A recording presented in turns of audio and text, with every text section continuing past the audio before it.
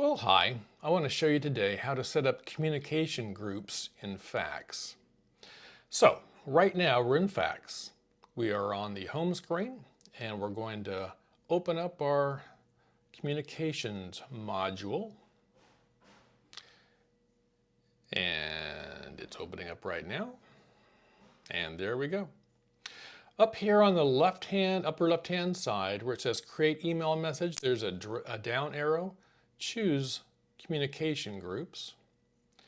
And it opens up this screen right here. And notice there are already several groups in here. We're going to set up just a practice group. We'll even call it practice, okay? So no one gets confused as to it being a meaningful group. Right here, where the mouse is hovering, you see there's a plus sign.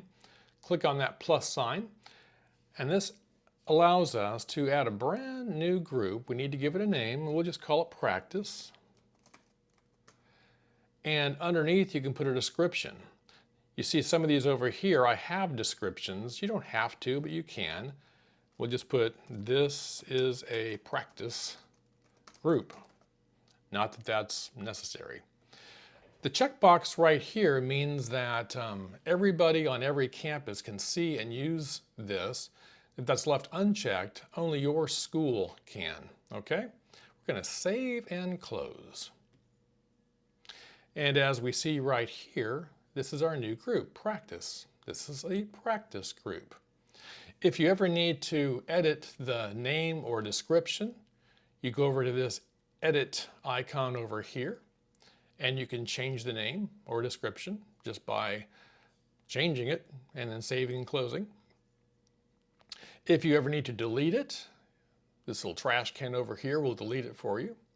But if you want to add people to it or take people off of it, you kind of press over here instead. And this opens up this dialog box right here. Let's put some people in here. Let's make them staff people. So where it says type instead of student, we're going to choose staff.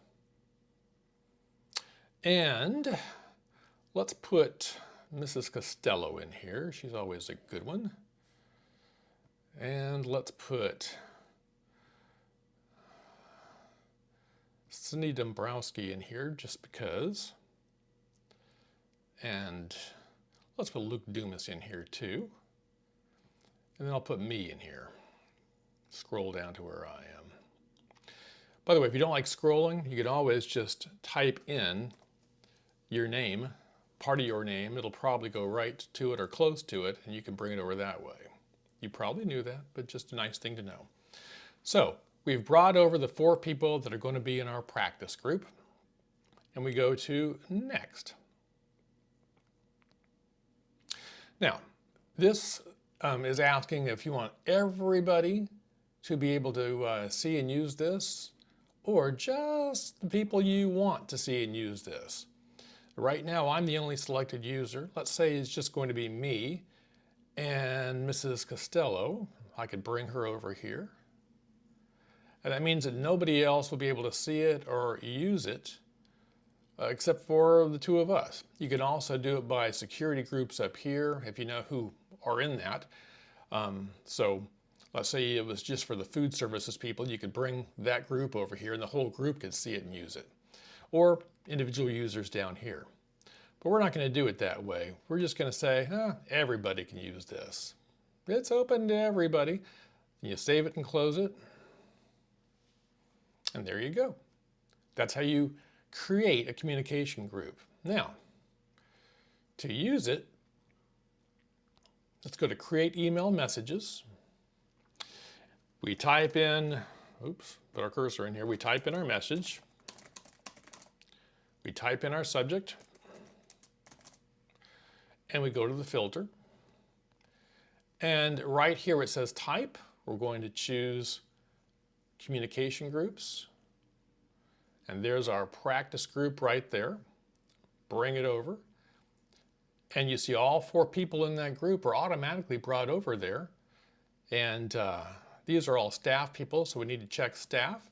I always like to check the recipients just to make sure they're going out as they should. And you'll know that because they'll have their emails populated over here in the staff column. That's all there is to it. From there, you send the message, which I'm not going to do because my message is gibberish, but you send it. That's all there is to it. That's how you make and use communication groups. See you next time.